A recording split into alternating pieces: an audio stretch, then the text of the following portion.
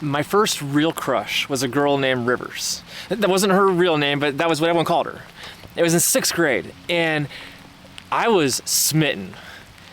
Rivers even taught me to pray. No, I don't mean that she taught me how to bow my head and close my hands and say the Lord's Prayer. But every day in 6th grade, before we started the day in homeroom, over the intercom, we did the Pledge of Allegiance, and we had a moment of silence. And every day, what I would do is I would put my head down on my desk, and I would close my hands, and I would say, God, if you're there, if you're real, let today be the day that Rivers Fisher falls in love with me.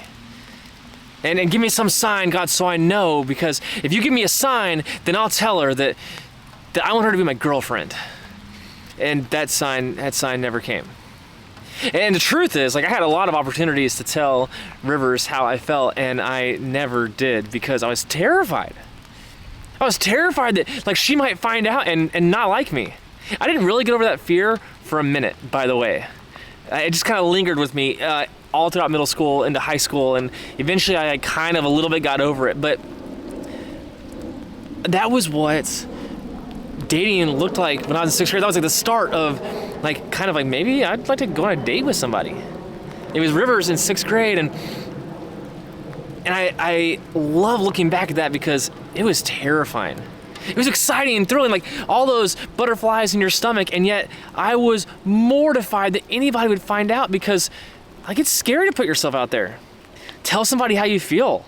Start something because what if they don't feel the same way? Then it's embarrassing. And what do you do then? What do you do when you tell someone you like them and then they don't like you back? I had no idea what to do with that. But in the Bible, the very beginning, when God creates everything, at the very beginning, God looks at the first person he creates, Adam, and says, it is not good for you to be alone. It's God is saying, I made you for relationships. I made you for together. All throughout the Bible, the greatest commandment over and over again is love. Now, when we think about love, we think about a feeling. That warm, fuzzy feeling, hearts, and Valentine's Day, and romance, and kissing, and Love is Blind on Netflix. But in the Bible, love wasn't a noun. It wasn't a feeling. Love was a verb. It wasn't a feeling that you felt inside. It was a way that we treated one another, that we loved one another. And I think God cares about our relationships, not just our friendships, but romance. That feeling I had for Rivers back in 6th grade. There's a book in the Old Testament called Song of Songs. And it's a series of love letters between this guy and girl. Maybe they're fiancés, engaged, about to get married, but they are in love, y'all.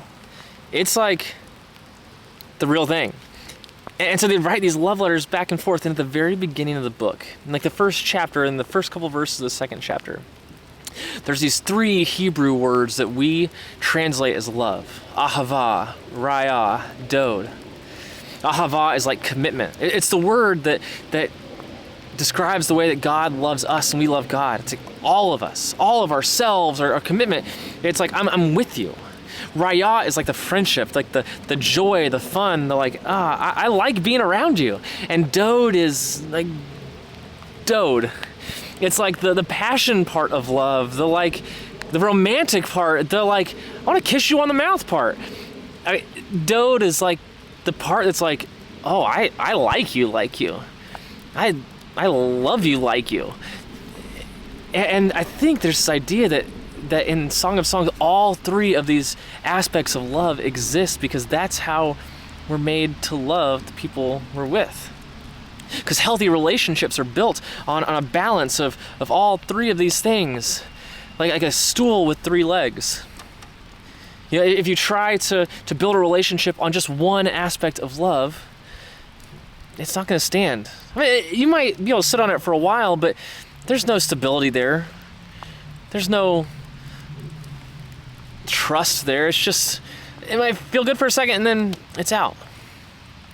But relationships were made to be built on Ahava, Raya, and Dod, all together in balance. So they all exist because all of them are how we connect with each other. all of them are ways that we relate to one another. And so just like we connect with each other in friendship and in commitment, it's the same with sex, or like the physical part of relationships. There is no such thing as like just kiss or just this or that, because it's all a part of love. It's all about how we respect one another. And the great thing about love is that it's not a one-person action. I mean, there's this beautiful thing where, like, love, you can't force someone to love you. We get to invite other people to love us, and we get to love other people, but relationships, healthy relationships, are back and forth, back and forth. I love you, and you love me. We respect each other. We respect each other's boundaries. We put each other first. That's what love looks like in the Bible, and that is the love that healthy relationships are built on.